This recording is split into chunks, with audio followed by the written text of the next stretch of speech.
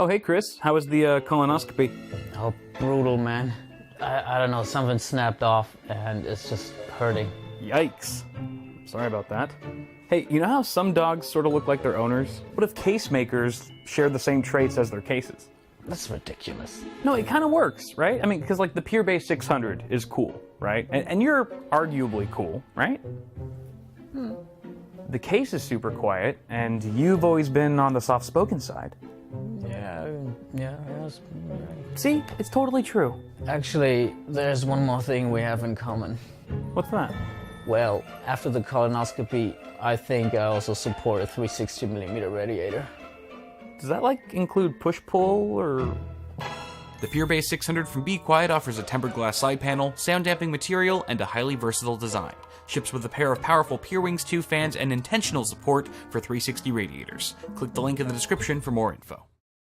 What's cracking, people? Welcome back to the channel. Hope you're all doing well. Today we are building a full-blown system from the ground up. The objective of this build is going to be so that theoretically those of you who might be building a system of your own at home can assemble it almost in real time as you watch me build mine. And so this is really just to help those of you who are maybe new to PC building, if it's your first time, or if you just need a refresher on how to assemble this stuff. So hopefully that makes sense, and it's going to be a lengthier video because of that. It's just more of a casual and relaxed environment to teach users or new users how to build a PC. I will say that even if you're not building a Ryzen system, so I'm building an AMD Ryzen PC, even if you're building an Intel-based computer, you can still apply 95% of what I'm going to be doing today to your system. It doesn't really matter. The only real differences are the CPU installation, which is a breeze on either platform, and CPU cooler installation, which in itself can vary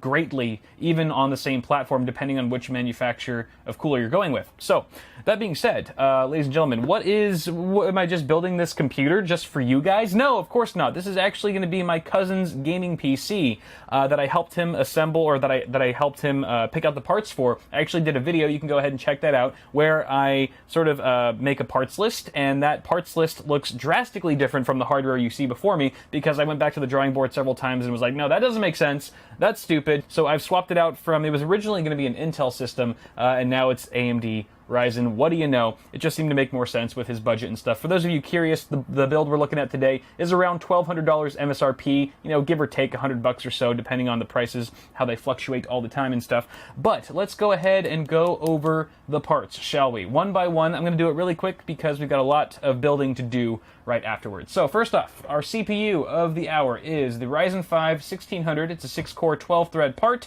It boosts up to 3.6 gigahertz. I am going to try to push that a bit further with a manual overclock for Brandon. He's not into overclocking. He's not too familiar with it, so I'm going to try to squeeze the most performance out of it as I can with the help of this cooler. Now, this was originally the cooler that Brandon bought and paid for. Is this one right here. This is the Cryorig H7, a really great price to performance cooler. However, I forgot to tell Brandon to also pick up or order an AM4 bracket to go along with it, because it doesn't come with one, so it's not supported with Ryzen natively out of the box. So it's going to take probably a few weeks for that bracket to get here. So in the meantime, we're using this Noctua NH U12S. Fantastic cooler. Brandon can decide if he wants to keep this one or swap it out for the H7 once the bracket arrives and that sort of thing. So that takes care of that. We've also got a B350 Tomahawk motherboard from MSI. This is a fantastic little budget board. I believe that this is one of the ones that has a PLX chip, so it supports Crossfire and all that jazz. It's really nice, sort of a black and red color scheme. Actually, the red is very subtle on the VRM heatsinks. Probably shouldn't clash with anything else in the rig, but fantastic little board here that is going to be paired with the GTX 1070 Superclock Edition from good old EVGA. This is still, I think, one of the more affordable 1070s that you can find on the market. However, it's a blazing fast card, and it's certainly going to kick ass and raid some frames for today's system. The memory kit, I almost forgot about that down there. It's a the 16 gigabyte kit. Where'd you get that 18 gigabyte kit from? 16 gig kit of G.Skill Ripjaws 5, DDR4 at 3000 megahertz. I am also going to try to overclock that to 3200, as that does help Ryzen in gaming performance some. Hopefully the B350 Tomahawk here is able to handle that. Our storage configuration consists of 2 drives, the first of which being a 250 gig WD Blue. That's actually an SSD, not a mechanical hard drive like you might have thought at first. Yeah, WD makes freaking SSDs now, and they actually call them the same name as their mechanical drives, which is super confusing. But nonetheless, this should be a pretty sweet SSD. I've never used it before personally or tested it, so hopefully it works and it's fast enough. And we've got a 1 terabyte WD Black mechanical hard drive for his for all the games and stuff. Obviously, the heavy storage needs media, that sort of thing. I should mention that we are installing Windows 10 64-bit on that SSD as well. We've got the Seasonic G-Series 650 watt power supply. This is a modular unit and 80 plus gold certified, yo. So incredibly power efficient. And it's also, what was I going to say? It's a Seasonic. Seasonic is a great power supply brand. They are very reputable. So hopefully this one will handle this this particular system just fine. And then finally, our case of the hour is the NZXT S340 Elite in white. I gave Brandon a couple options. He really wanted a white case, so I gave him this one along with like 3 or 4 other popular white cases. And this is the one he came out with. Was like, this is the one. This one right here. And I completely agree. I love this case myself. I've built a couple systems in it already. It's got a beautiful tempered glass side panel. It's got radiator support at the front in case he wants to upgrade the cooling solution later down the line. And it's just a really nice chassis for not too much money. And then finally, just to give ourselves a little bit of an aesthetic bump for the rig, I have included some Fantex white sleeved extension cables to make things look nice and pretty. Oh, there's one more thing. As a thank you to Brandon for letting me build his rig and film it on the channel, I am throwing in, free of charge, an NZXT Hue Plus RGB LED unit, which is probably the biggest, baddest, most awesome RGB accessory you can add to a system here in 2017. So that's going to definitely spice things up and add some bling. Definitely going to give us a bling factor for today's build. But those are all the parts, ladies and gentlemen. So I'm done rambling. I'm going to go ahead and start building. So if you guys, those of you who are building your own systems at home right now, what I'm going to suggest is that you grab your CPU, aka your desktop processor, and your main board or your motherboard, because that's generally where I like to start in a given build. So let's start there. All right, y'all. So you can see that I've taken the CPU somewhat out of its packaging. You want to make sure not to touch it unless you absolutely have to. So it's still sort of in a little box for now. But I've also removed the motherboard from its anti-static sleeve. And you'll notice that there's a bunch of other stuff on this table. I'm going to go over everything. But when you take your motherboard out of its box, you want to also take out a few important accessories along with it so that they're just on hand when you're ready for them. The first of which is your motherboard I/O shield, and we're going to see what this exactly is for in just a bit, as well as your SATA cables. I would take out a number of SATA cables equivalent to the number of 2.5-inch or 3.5-inch drives that you'll be connecting to your system. So in our instance, we've got 2 drives, 1 SSD and 1 mechanical hard drive. So I've actually pulled out all 4 of the cables since they come connected. But you can take those out as well. And then your motherboard manual. So this is the Tomahawk manual. You might need to consult it at some point. And then the other stuff on here, these are just sort of like tools that I use when building a computer. The only one you absolutely need, well, let me get the CPU out of here. That's not a tool, really. So we've got the one you really need is a screwdriver. You need a Phillips head screwdriver. This is a number 2 Phillips head screwdriver. Any sort of length will do, but I generally prefer a slightly longer one. Woohoo! Just to makes it a little bit easy when screwing in screws and stuff. But magnetic tip also helps a lot. Not required, but definitely appreciated. Makes things a bit easier.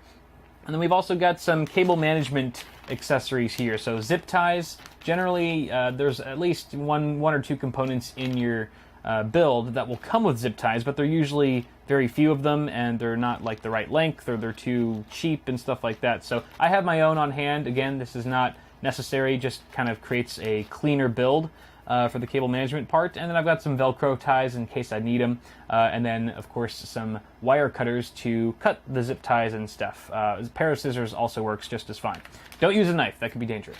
So those are the things that we are going to be using for this build. And on that note, we can actually install our CPU. All right, so here's a close-up look at our CPU socket. And this is basically where the CPU gets physically mounted or inserted on the motherboard.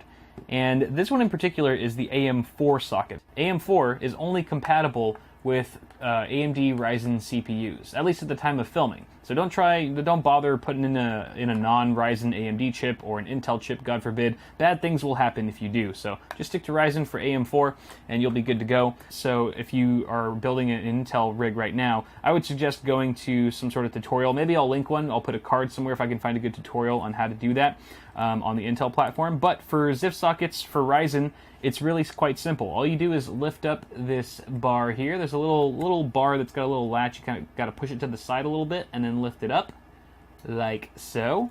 And then get your CPU out. I will remind you guys not to leave any fingerprints on your CPU, particularly on the top. You don't want to touch this top heat spreader here. That's a no-no. You want to grab it from the sides. So here's the CPU. All right, you can grab the edges. Edges are fine. Also, do not touch the golden contacts, the golden pins, I should say, on the bottom. All right, that's a no-no as well. That's very important. You want to keep that as clean as possible. The way you want to do this now is you want to take note of the golden triangle. There's a golden triangle on one of the corners of the CPU. And you want to match that with the small, tiny-ass triangle in the corner of the socket. You can see there's a tiny little corner, or I'm sorry, yeah, a little arrow right in the corner there. That's going to match up with the gold arrow on your CPU. So the way you want to do this is grab it with one hand, one finger on each side. I use my thumb and my index, and you just go straight down into the socket. You'll notice that the pins, you have pins on the bottom and you have pin holes in the socket. So obviously you're going to be slotting all those pins into all those holes, and it should just drop down. It should feel snug. It should feel like it's in there. And you can give it a little wiggle to make sure that it's fully down. Looks good. And then you take the lever and you just push it back to where it was. There will be a little bit of pressure. Don't let it scare you though. And once the lever locks back into place, voila, you've just installed a CPU. Now some CPUs, including the one that we're using today, come included with a stock cooler. And this one in particular comes with the AMD Wraith Spire, which is a fantastic stock cooler, but we're using something a little bit better. We're using that Noctua cooler that I mentioned earlier at the beginning of the video, so we actually don't need these mounting bars. These mounting bars on either side of the socket, those are for the stock cooler, but we don't need those. We want to make way for the Noctua cooler bracket, so we're going to actually remove these by unscrewing each of the screws. There's 2 screws on either side, and upon removing them, the mounting bracket should pop off just like that. Do the same thing for the other side. So we are going to want to keep the AM4 backplate in place because that's how we're going to mount our third-party air cooler here. And this is where things get a little tricky because there's no standard method for installing CPU coolers. It all sort of differs based on the manufacturer. This Noctua cooler installation will be vastly different than an NZXT cooler versus a Thermaltake cooler versus a Phanteks cooler, a Corsair cooler, and so forth. So this is really the only part in the build where I'm going to have to leave you guys on your own, I promise. So at this point, I want you to consult the manual that came with your air cooler or liquid cooler and follow it to a T. Follow the instructions there and you should be good to go. Make sure that you're also following the instructions in that manual that pertain to your particular socket. So again, we're running AM4 right here. If you're using LGA 1155 with Intel or LGA 2011, then you want to make sure that you're reading the right instructions for that socket.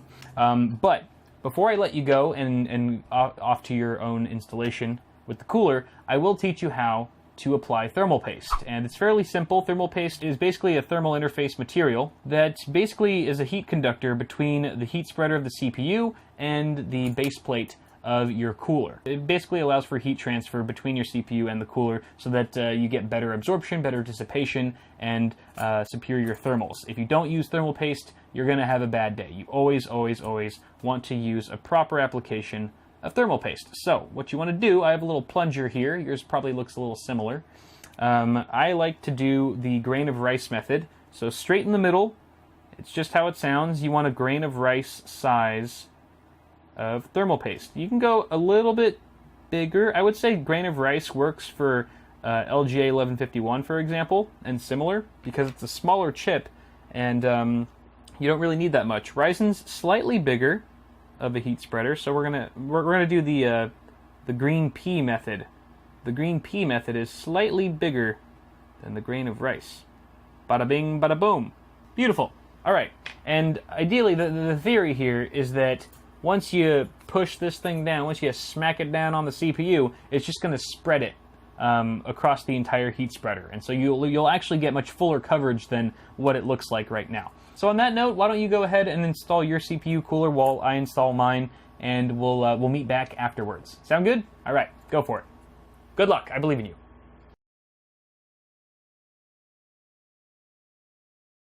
All right, moving on to the memory. So installing the memory is one of the easier parts about building a PC, but there are a couple things to be aware of. The first of which is that you have these 4 DIMM slots. At least on this motherboard, there are 4 DIMM slots that you would actually populate, and they can actually be covered or blocked if you have too big of an air CPU cooler. Now this one is fairly slim, so we're not running into any clearance issues, but you might have one that's too large and kind of encroaching on these leftmost DIMM slots, and that could be an issue. Hopefully, if yours is only encroached because there's a fan on the side, you should be able to pop the fan off, and it'll give you more open access to those DIMM slots, and then you can go ahead and install your memory modules. But if you are just running into some issues and there's no way around it, it's possible that you've just got some incompatible RAM that is just too tall. The heat spreaders on the RAM, which is the black enclosure that you see here, for example, is just too tall for the model of CPU cooler that you've purchased. You might want to look into that online, do some research to make sure that it is incompatible before you send things back and stuff, but that can occur from time to time. Assuming though that you don't have any clearance issues and that you have free access to all these DIMM slots, you want to consult your motherboard manual to find out which of these slots should be populated with your modules, because it does matter. It does matter. No matter if you have 1 stick or 4 sticks or 8 sticks, you want to make sure that you're putting them in the right slots. And the only way to find that out is through the manual. So once you've done that, I've already found out that mine, my 2 sticks that I have here should be going in the 2nd and the 4th slot. So I've got that all figured out. So the next thing I want to do to actually install these suckers is I want to pull down these side latches. There's side latches on, in this instance, there's side latches on both sides of each DIMM slot. Some motherboards only have a fold down latch on one side and the other one is fixed. So if that applies to you, don't try to force one of the sides down. It's probably just not meant to move. But in this case, both of them fold down on either side. Now before you install these suckers, you want to make note of the little notch that's the bottom of the module. You can see it right there.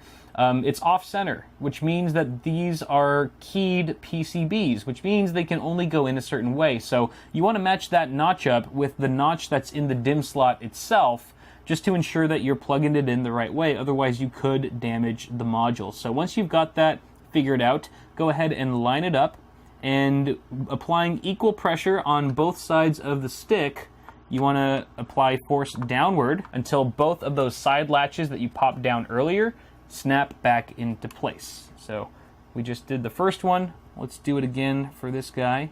Even pressure downward, and voila. You can see that the latches, all 4 of the latches, are completely upright where they were before. So memory installation complete. Very straightforward and simple.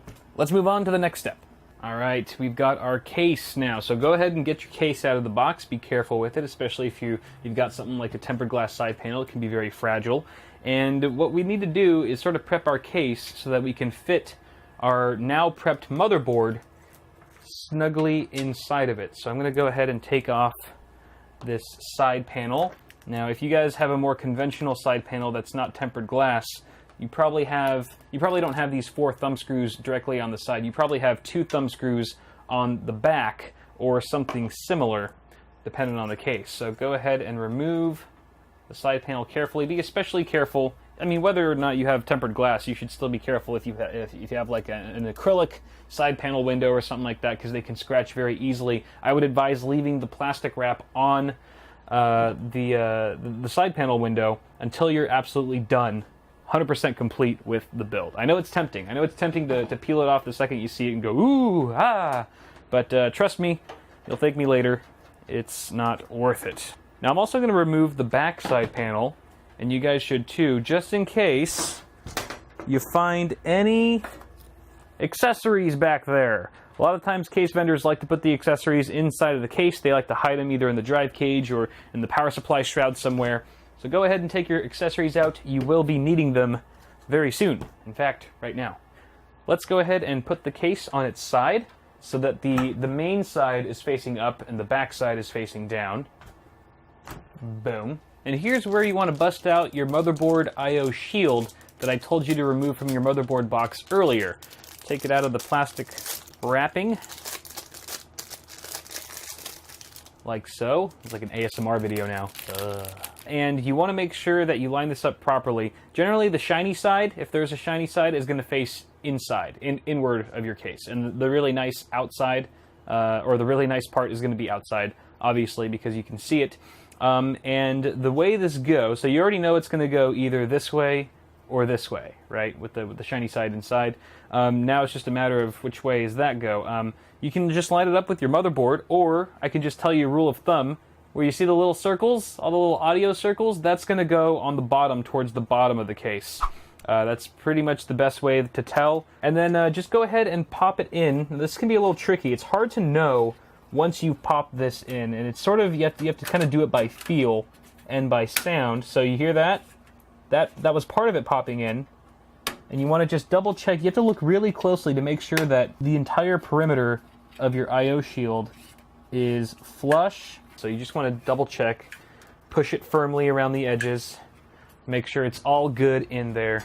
Alright, now before you get too excited and go about installing your motherboard, there's a couple things to mention here. First of which, if you are using an air CPU cooler tower sort of thing, like I am right here, then this doesn't really apply to you. But for those of you using liquid-cooled AIOs of any kind that have radiators and things like that, you want to make a note of whether or not it makes sense to install your motherboard first before you install your radiator. It can kind of depend. For the most part, I would say the rule of thumb is you install your motherboard first and then your radiator, but there are some instances where the reverse is true and makes more sense for that particular configuration. So you just want to sort of think it through. If you're not sure, maybe just look up in certain manuals to see what they suggest, or if it's not there, look online. But that is something to point out. The other important thing to note before you install your motherboard is that you have your motherboard standoffs installed. Now, NZXT has already done us the solid of pre-installing these, and these are these little metal pegs that are sticking out of the motherboard tray that give your motherboard a little bit of lift. It kind of prevents the trace layouts on the back of your motherboard making contact with the steel surface of the case itself to prevent any sort of shortages and things like that. So it's very important that you have these in place. Again, NZXT's already put them here, and if you're lucky, you'll actually get one in the middle, a peg in the middle that's it's got a little bit of a tit on it, a little bit of a lift off. It's a little bit taller than the other ones. It looks a little different than the other guys, and that's just so that you can have something to latch onto. There's obviously a hole in the middle of your motherboard that will latch onto that middle peg when you're putting it into place, and just sort of lock it and freeze it so that it's easier to work with and more stable. It's not moving around and stuff. It's really nice to have one of those, but if you don't, no worries, you can still get by.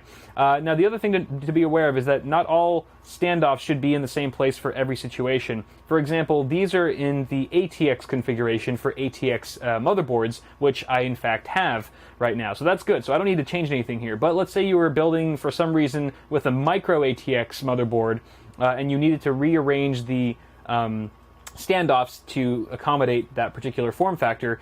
You can either look in your case manual, or if it's not there, it could be etched directly onto the motherboard tray, where here it says, micro ATX, ATX, ITX, and it gives you sort of a legend, and you can figure out where the standoffs go for that particular form factor board.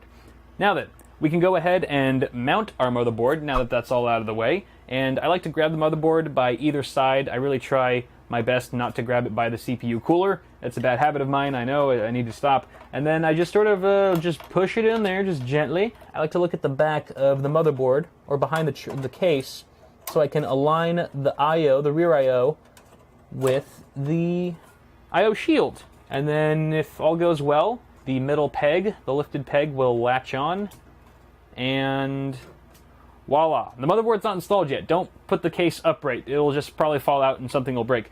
We still need to screw it down. So we've got some screws here. You're going to want to get the accessories out that came with your case, with your chassis, and then with your hopefully metallic tip screwdriver. This is where the metallic tip really comes in handy. You're just going to go ahead and screw those down. I should mention, when you're installing the standoffs underneath, You want to make sure to tighten them, but you don't want to over tighten them because they can strip and then they'll just like do the infinite spin, and that's not good because then these screws won't really go in at all.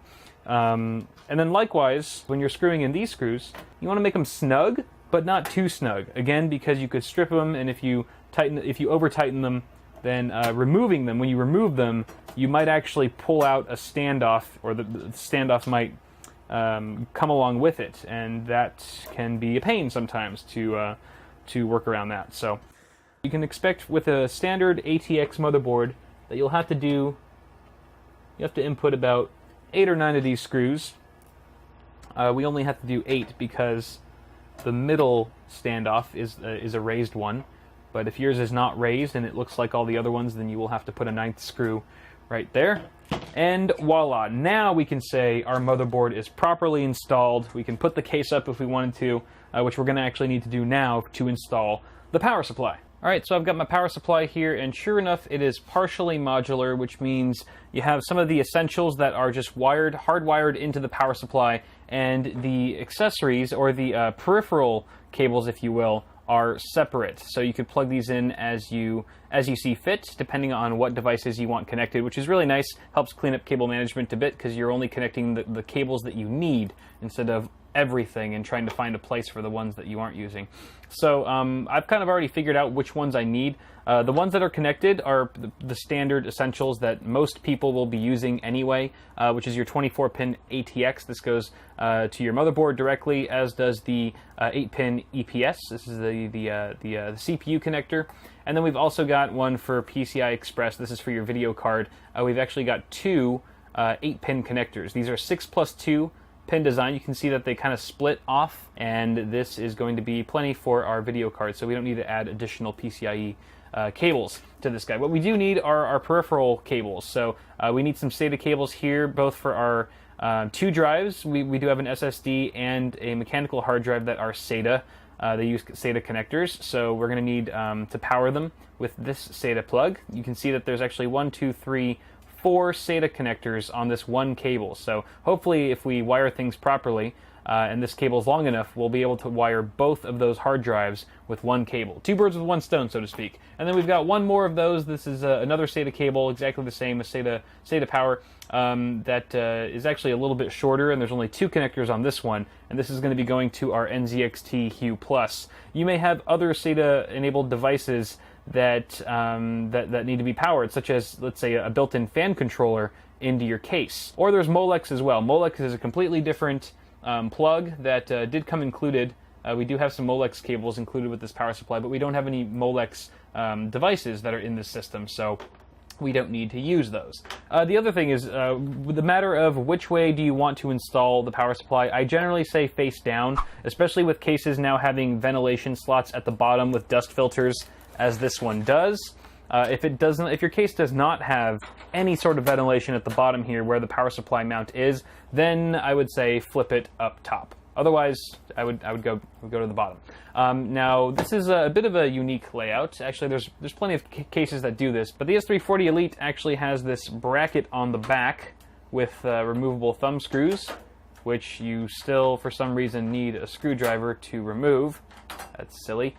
And this is what you want to attach to the power supply first before you install it.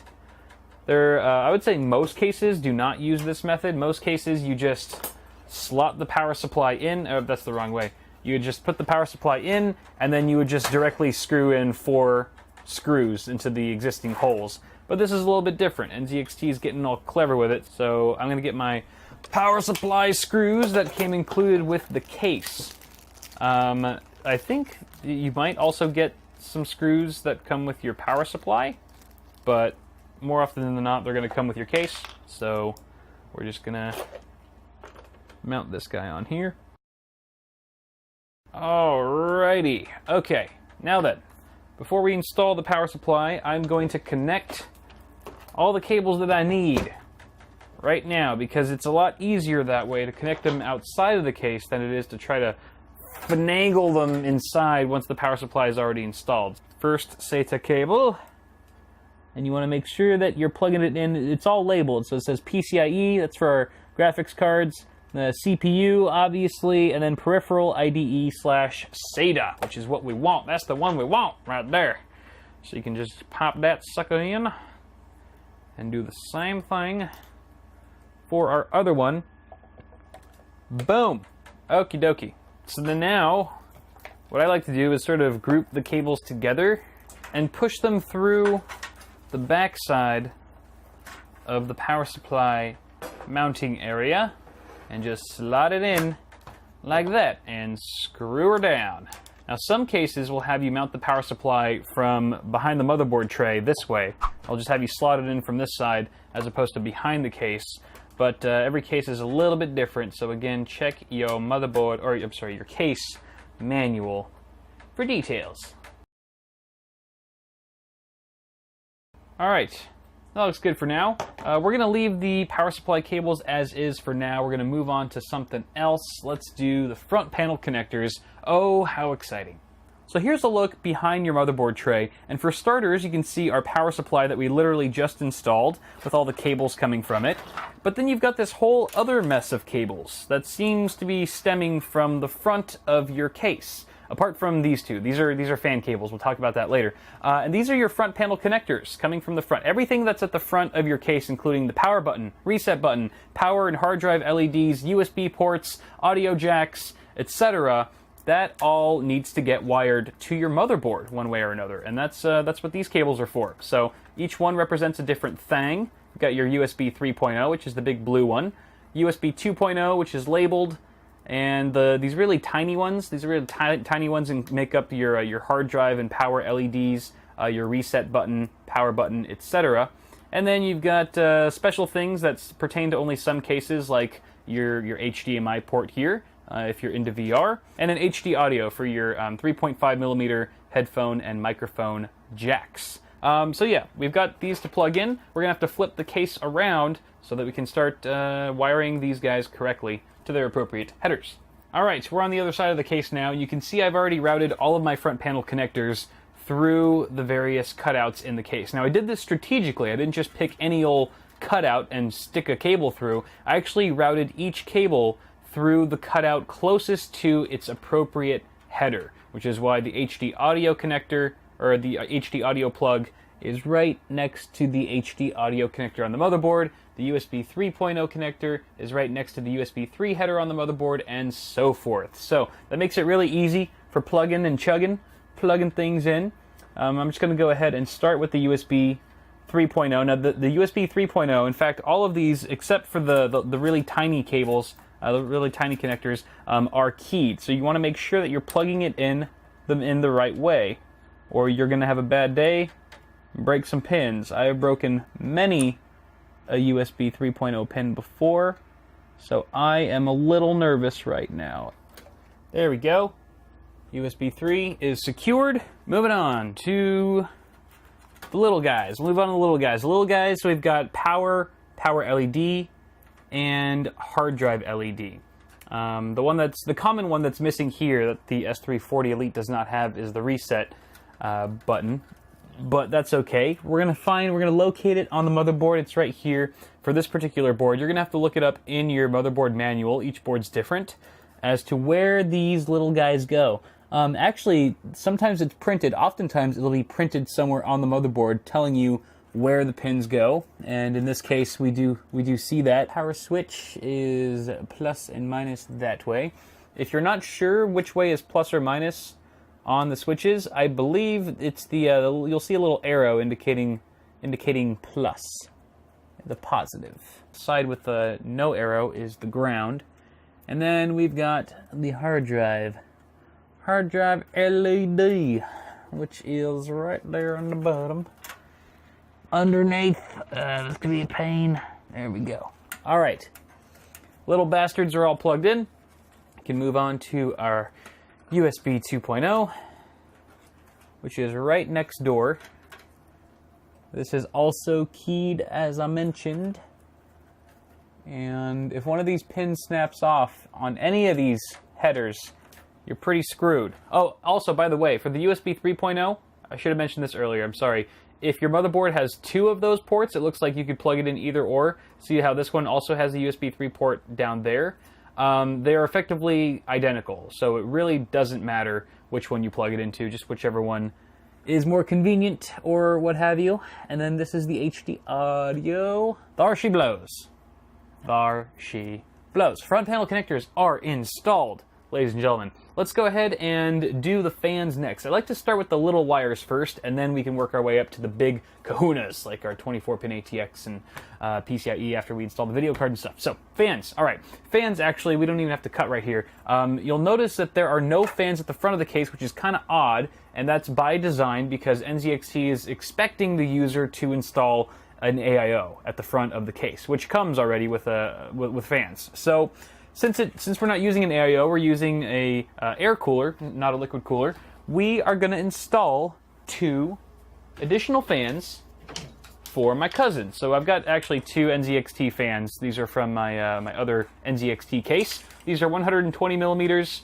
They're exactly identical as the existing fans in the case. So we're going to install them at the front as intakes. And to do that, we first have to pop off the front panel of this case.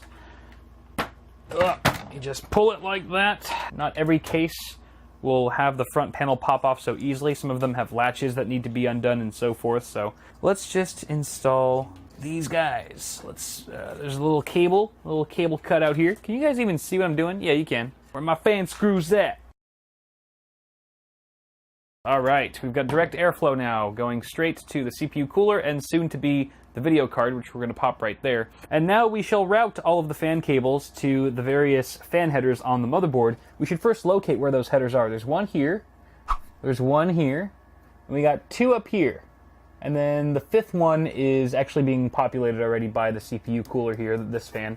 So, you want to approach wiring your fans the exact same way as you wired your front panel connectors. Route them through the cutout that makes the most sense, nearest to the header you wish to plug them into. And generally, if you're dealing with a decent case, there'll be a cutout at the very top, a couple cutouts if you're lucky, which is perfect for these top-mounted fan headers, because they just kind of stay out of sight, out of mind. And this bottom one here, I think I'm going to connect the back fan because it seems the closest. Sorry, I know you guys can't see anything because my fat fingers are in the way. There's really no other way to do this, though. Okie dokie. Fans are plugged in. Next up, we are installing our hard drive. And this is a 3.5-inch drive, of course. We are going to install it in the only 3.5-inch drive cage in this case. And every case is a little bit different where the mounting points exactly are. Go ahead and consult your case manual for those specifications, and then once you know what you're doing, you can just pop in the drive, or, you know, there's different mounting solutions. Some of them have little, like, wing brackets that fold out the sides. Other ones, you just screw them in like this. Heck yeah, going old school. You'll notice that there are 3 threads on either side of a 3.5-inch mechanical drive, for the most part. You're going to want to screw all those down. Don't skimp. Don't think like, oh, I only need to put 2 in. No, put that 3rd one in, because there are moving parts in a hard drive, yo. Those moving parts, like a needle and a platter and a little green man. There's a little green man in every hard drive. No, there's really not. And if your hard drive's not mounted properly and securely in your case, then all those moving parts can end up making lots of vibration and noise, which is quite unsettling. So make sure you do your job and screw them all in. Now, this is a unfortunate design. I should have thought to plug or screw this in earlier. There's only one screw hole here on this side. The case only gives you 1 screw hole. So I'm screwing it in with my hand, which is not good. I'm going to get a smaller screwdriver. I have a little screwdriver head here. That's really the only thing that I could fit inside of this tight space. Woohoo! Is just the tip. Woohoo! It should get it tight enough, though. Alright, there's our hard drive. Look at him. So cute. He's all secure and mounted and stuff. Hey, what is this? What is this right here? This looks awfully familiar. This almost looks like that one SATA cable that we had plugged into our power supply from earlier. Oh my lord, it is. And it is also, it's the same L shape. My goodness, so you want to line that up and just push it in. Just nice and easy. Oh yeah. right there. That is firm. That is real firm. SATA power has been connected, but wait, there's more. You need data. So let's get a data cable. Remember the other accessory that I told you to get out from your motherboard box way back at the beginning of the video? Yeah, it's time. It's time to whip one of those out, if you know what I mean. So we're gonna get one of these. Now these have two different connectors, or two different ends. You can get flat. You can get flat on both sides, or you can get one flat and one right angle. It just depends on what the manufacturer has given you. Usually they give you two of each. And generally, if you're using the right angle, I like to save that for the drive itself, as long as it makes sense to do so. So that looks pretty good. And then the other end just goes into one of the SATA ports that's on your motherboard. I'll cut to a B-roll shot of that. Now, a couple quick things to note about the SATA data cable before we move on. First of which is that you will hear an audible click once you've inserted it far enough into the port, letting you know that you've established a secure connection. You can even tug on it, it won't budge unless you push down on the metal latch, only then will it release.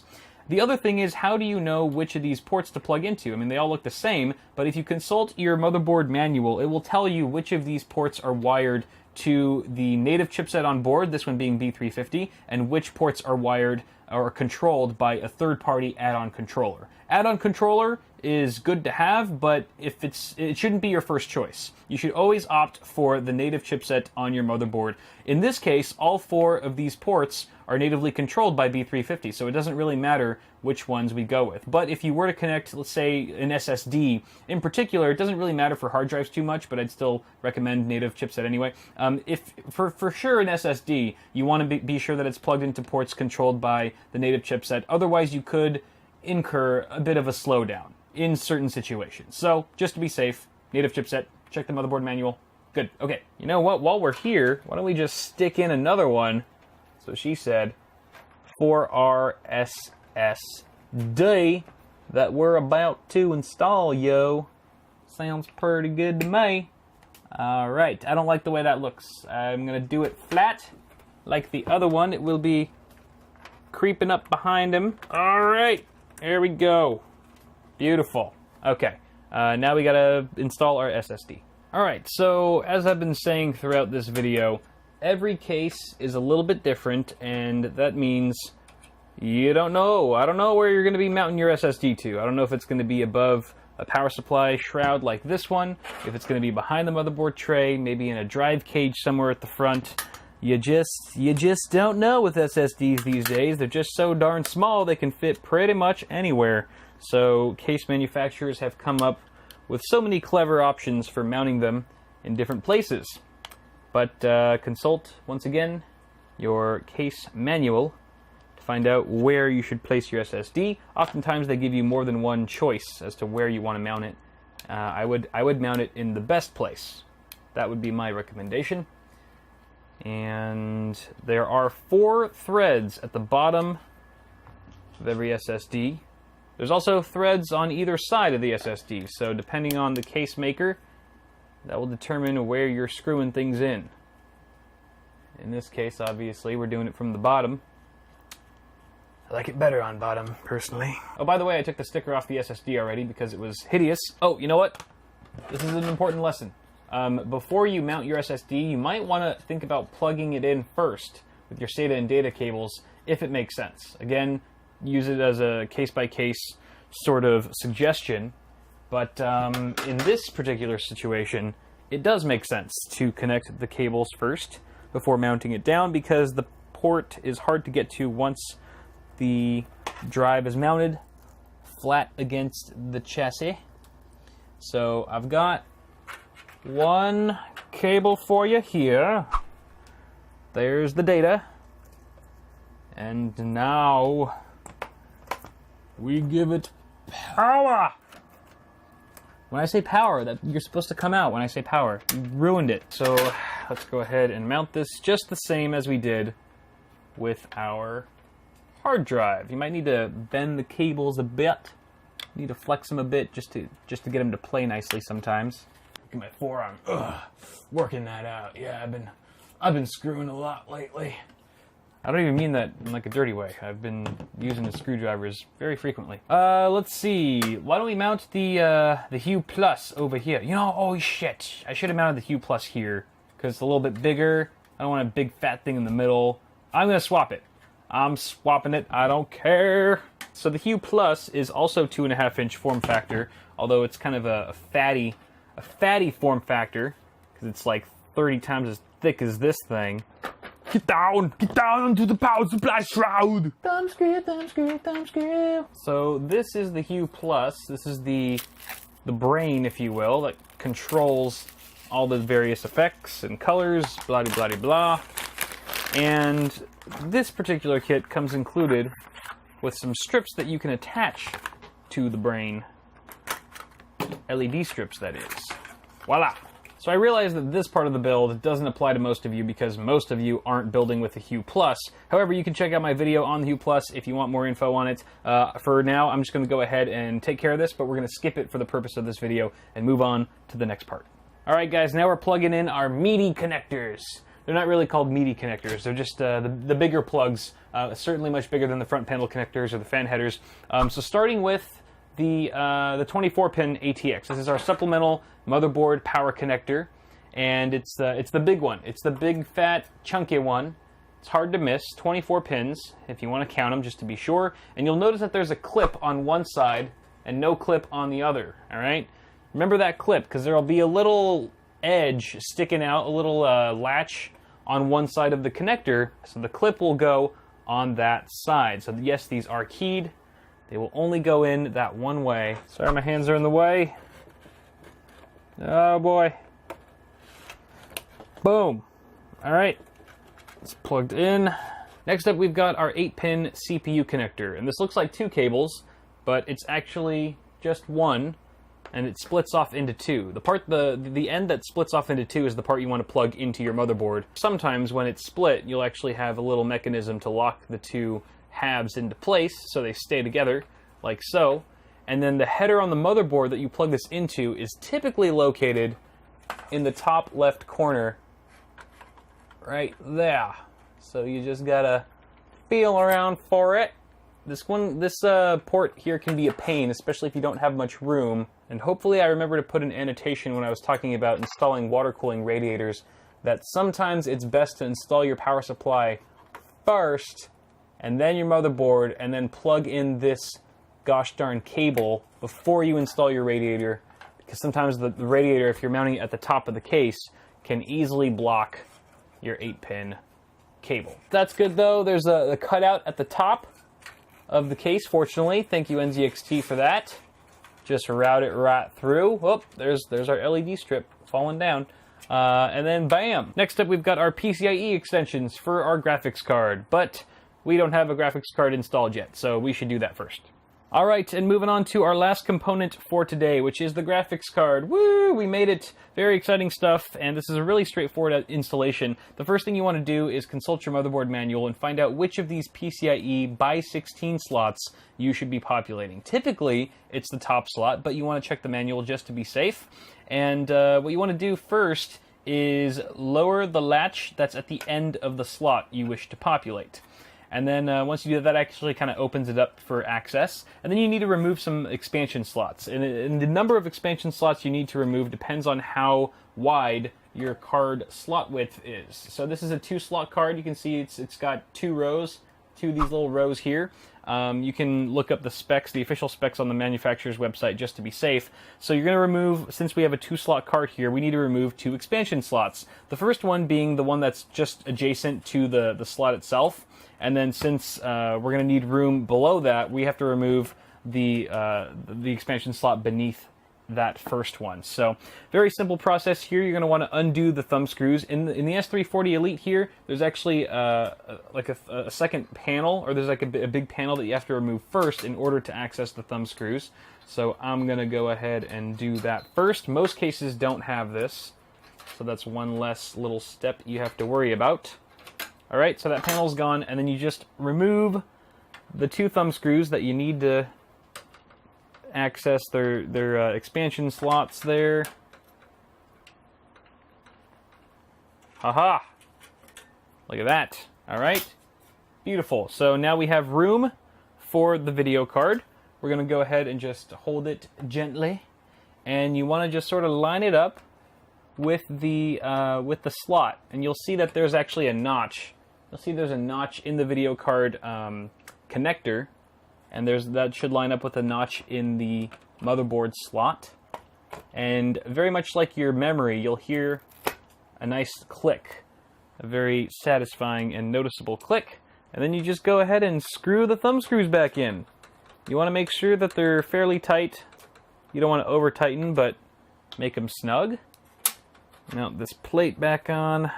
And finally, you want to connect your PCIe connector. Very, very similar in how we connected our 8-pin EPS CPU connector and our 24-pin. It is keyed. There's a clip on one side and also a latch on one side of the connector of the video card itself. You want to line those up, and if you're rocking a similar plug like this where it's a 6+2 design, then you want to make sure that those are sort of connected. There's a little bit of a ledge at the bottom, at the base of the plug itself, and you want to make sure that that is flush before you plug it in. If you do it all correctly, it'll go in like so.